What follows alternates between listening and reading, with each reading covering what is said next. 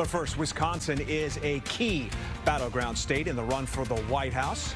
Dairy farms are a big part of the economy there. Farmers are really looking to weigh how Biden or Trump can improve their way of life. Oliviana Calmes is in Evansville, Wisconsin right now. And Oliviana, what is it that farmers are looking for?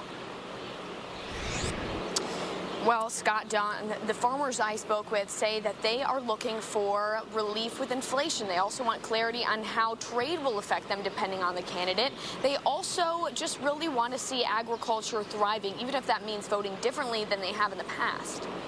It totally depends. Brooke Trustum is a herdsman at her family farm, Larson Acres. She says she hasn't decided yet who she'll vote for come November.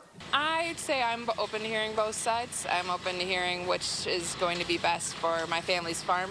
We're a 6th-generation dairy farm, and we're really proud of that. Because she lives in a battleground state, her vote may be crucial on Election Day.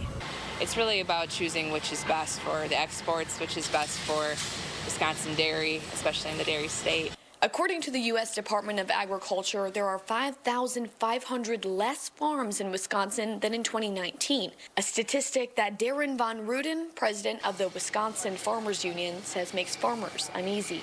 There's a lot of discontent in rural America right now. There just seems like the government's not doing what it needs to do to make sure that our rural communities are taken care of. Both Von Ruden and Trustum say how candidates deal with trade will play a major role in their decision.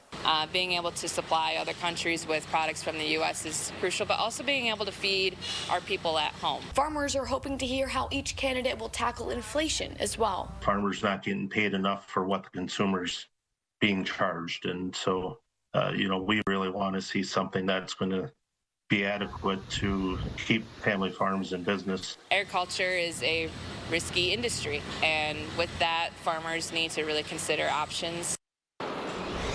The first presidential debate is coming up in the U.S. in just 10 days. And tomorrow, former President Donald Trump will be in the state for a campaign event. Live in Evansville, Wisconsin, Oliviana Calmes, Fox 32, Chicago.